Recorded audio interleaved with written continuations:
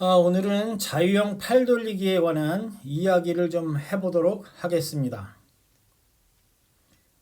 자유형 팔 돌리기는 입수, 글라이드, 캐치, 풀, 푸시, 피니시, 리카바리 등 7가지 동작으로 분류할 수 있습니다. 지금부터 하나씩 차근차근 알아보도록 하겠습니다. 첫 번째, 손의 입수입니다. 손이 입수하는 시점에 손의 방향이 바깥쪽을 향하고 있으며 엄지와 검지 손가락이 동시에 입수하도록 하면서 손과 물이 이루는 각도는 45도를 이루어야 합니다. 또한 손이 물에 들어가는 순간에도 팔꿈치는 여전히 머리 위에 위치해야 하는 것도 주목해야 할 것입니다. 손이 물속으로 들어가는 방향은 팔꿈치를 세운 방향 그대로 물속으로 들어갑니다. 물속으로 거의 입술을 마칠 때까지 팔꿈치가 머리보다 높게 위치하고 있다는 사실도 주목해야 합니다. 그 이유는 물속에 들어가면서 손바닥에 기포를 가져가지 않아서 물에 대한 느낌을 더욱 잘 느끼기 위해서입니다. 대다수의 사람들이 이 부분에서 이미 팔꿈치가 물속에 들어가 있는 경우가 허다하게 많습니다. 둘째는 글라이드입니다. 입수 직후 글라이드를 시작하게 됩니다. 글라이드의 방향은 정면 앞머리 바로 앞에서 어깨의 중간에 위치하도록 해야 하며 깊이는 어깨와 같은 깊이를 유지하거나 아니면 약간 깊은 위치가 좋습니다. 그렇지 않고 손이 눈보다 높은 위치에 있게 되면 물 잡기를 시작하는 순간에 하이 엘보우를 만드는 것이 상당히 어렵게 됩니다. 많은 사람들이 손이 위를 향해 있어서 캐치해서 물을 제대로 잡지 못하고 있습니다. 글라이드의 물위 모습과 물속 모습입니다. 손바닥의 방향은 수영장 바닥을 향하고 있으며 전체적인 몸의 자세는 물과 평행을 이루고 있습니다. 이안 소프 선수의 머리는 정면을 향해 있습니다. 부력과 유연성이 좋아서 이렇게 할 수 있는 것이지 일반인이 이렇게 머리를 들면 생각보다 몸이 많이 가라앉기 때문에 따라하지 않는 것이 좋겠습니다.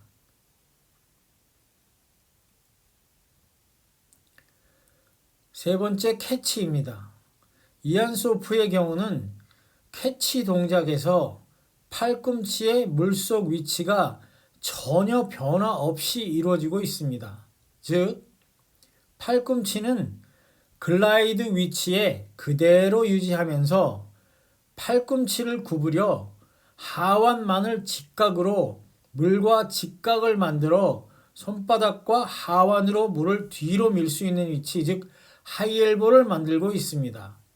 일반적인 선수들이나 마스터즈 선수들의 경우는 위의 영상과 같은 팔꿈치 위치를 보이는 반면 세계적인 선수들은 아래와 같은 팔꿈치의 위치를 캐치시 보여주고 있습니다. 결국 물을 뒤로 미는 양, 거리에서 많이 차이가 나는 것입니다. 네 번째는 풀입니다.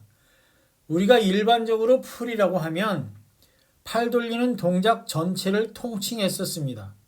그러나 현대 수영에 있어서는 풀은 단지 팔 돌리는 과정 중 팔을 당기는 동작만을 풀이라고 합니다. 이 동작이 일반인들이 가장 하기 힘들어하는 동작이고 실제로 선수들도 제대로 하는 사람이 별로 없습니다. 캐치를 해서 하이 엘보우를 만들고 난 이후에 하완은 수영장 바닥과 수직을 이루면서 손바닥은 뒤를 향해 고정된 상태로 움직여야만 합니다.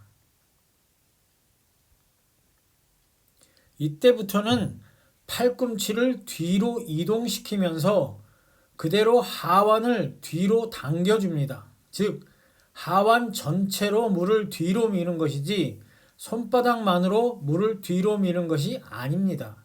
결국 하완은 손바닥이 뒤를 보도록 하면서 고정되어 있고 팔꿈치가 몸에 가까워지도록 팔을 당겨주는 것입니다. 사실상 선수들이 이 동작은 제대로 유지하지 못하기 때문에 최종적으로 기록을 단축하지 못하는 경우가 아주 허다하게 많습니다.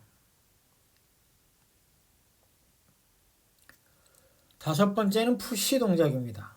팔로 물을 뒤는 미는 동작 풀에서와 마찬가지로 하완은 여전히 수영장 바닥과 직각을 이루고 뒤로 이동하며 팔꿈치가 옆구리에 닿을 때까지 팔을 뒤로 밀어줍니다. 즉, 팔을 뒤로 밀 때도 역시 하완은 물과 수직을 이루도록 해서 하완 전체를 패들로 사용하고 팔꿈치를 뒤로 밀어야 하는 것입니다. 이때까지도 손바닥은 뒤를 보고 있어야 합니다. 여섯 번째 피니쉬입니다. 사실상 피니쉬 동작은 리카버리 동작과 거의 동시에 시작됩니다. 푸시를 끝내면서 손바닥의 방향은 몸 안쪽을 향해 돌리면서 힘을 완전히 빼도록 합니다.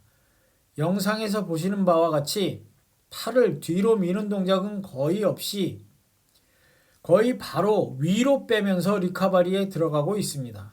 그러나 단거리 선수들은 이 동작을 조금 더 길게 가져가는 경향이 있으며 장거리로 갈수록 그대로 위로 빼는 동작을 볼 수 있습니다.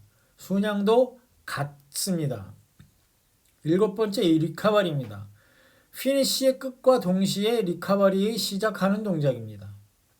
손이 아직 물속에 있음에도 불구하고 팔꿈치는 이미 많이 올라와 있습니다. 팔 돌리기를 하는 내내 팔꿈치가 손보다 높은 위치에 있기 때문에 진정한 하이 엘보우 수영을 하고 있다고 볼 수 있습니다. 주목할 것은 피니쉬에서 팔을 완전히 펴지는 않고 있다는 사실입니다. 이때부터는 하완에는 완전히 힘을 빼고 팔꿈치를 들어 전방으로 입술을 향해 팔이 이동하게 됩니다.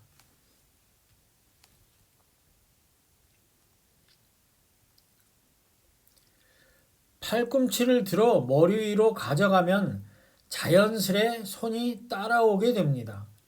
이때 하완은 힘을 완전히 빼서 손이 팔에 매달려 움직여야 합니다. 팔꿈치가 머리 위를 지나면서 손이 팔꿈치보다 앞으로 이동하게 됩니다. 팔꿈치와 손이 머리를 지나면서 손이 앞으로 이동하는데 이때 팔꿈치는 높이 이동하지만 손은 물에 최대한 가까이 이동해야 합니다. 그래야 손이 좌우로 움직이지 않아서 팔에 의한 관성을 최대한 줄여서 몸의 좌우 움직임을 만들지 않게 됩니다. 손의 모양은 이동 중에 자유롭지만 입수 직전에 손바닥의 방향을 바깥으로 향해 입수할 준비를 합니다. 요약하면 입수는 손바닥을 바깥쪽으로 향해서 약 45도 정도로 기울여서 머리와 어깨 선 사이 30cm 정도에서 엄지와 검지가 동시에 입수합니다. 팔의 입수는 손이 입수한 지점으로 팔꿈치까지 입수할 수 있도록 하이엘보우 자세를 가져갑니다. 글라이드는 머리와 어깨선 중간으로 하되 몸과 일직선을 이루도록 해야 합니다. 뻗어진 팔은 물과 평행을 이루거나 약간 깊게 들어가야만 합니다. 만약 위로 올라갈 경우 하이 엘보우 캐치가 제대로 이루어지지 않아 물을 제대로 잡아 밀 수 없게 됩니다. 하이 엘보우 캐치 동작은 팔을 편 글라이드 동작에서 팔꿈치만을 구부려 하완을 수영장 바닥과 수직이 되도록 해야 합니다. 하이 엘보우가 캐치가 이루어지는 지점은 최소한 머리와 같은 위치에서 이루어져야 합니다. 하이 엘보우 캐치를 만들고 나면 이때부터 하완은 수영장 바닥과 수직된 자세를 유지해 패들로 사용하고 팔꿈치를 당겨서 풀을 해야만 합니다. 이 동작은 수영을 그만두는 순간까지 계속해서 만들고 익혀가야만 합니다. 그래야 꾸준한 발전을 이룰 수가 있습니다. 푸시 동작도 풀과 동작과 동일한 자세에서 동일하게 팔꿈치가 옆구리에 거의 붙을 때까지 뒤로 밀어야만 합니다. 이때까지 손바닥은 뒤를 향해 있어야만 합니다. 피니시 동작은 푸시 동작을 마치는 순간에 팔꿈치가 더 이상 뒤로 움직일 여지가 없기 때문에 팔꿈치는 위로 들어 올림과 동시에 팔꿈치를 펴면서 하완을 뒤로 밀어 올립니다. 이때는 손바닥에 힘을 빼고 몸 안쪽으로 돌려 저항을 줄이면서 손을 세워 나올 수 있도록 해야 합니다. 리커버리는 앞에서 설명한 대로 팔꿈치를 들어 올림과 동시에 하완을 뒤로 들어 올려서 팔꿈치를 들고 손을 뒤로 미는 힘으로 팔꿈치를 들어 올리는 힘으로 자연스러운 회전력을 이용해 돌려야 합니다. 이때 하완에는 힘을 빼서 팔꿈치를 따라 자연스러운 동작으로 움직일 수 있도록 합니다. 팔꿈치가 물 위로 이동할 때는 팔꿈치를 높게 들어서 앞으로 이동하고 하완은 그저 대롱대롱 따라오기만 하면 됩니다. 팔꿈치가 머리 근처에 오면 팔꿈치와 하완이 물과 수직이 되고 더 앞으로 이동하면서부터 손이 팔꿈치보다 앞서서 이동하게 됩니다. 손이 입수 위치에 도달해도 팔꿈치는 계속 높이 유지합니다. 그래야 입수 시 손이 들어간 지점으로 팔꿈치가 따라서 들어가게 되면서 손과 팔에 기포를 가져가지 않게 되며 물에 대한 감각을 최대한 잘 느낄 수 있는 것입니다. 감사합니다. 오늘은 여기까지입니다.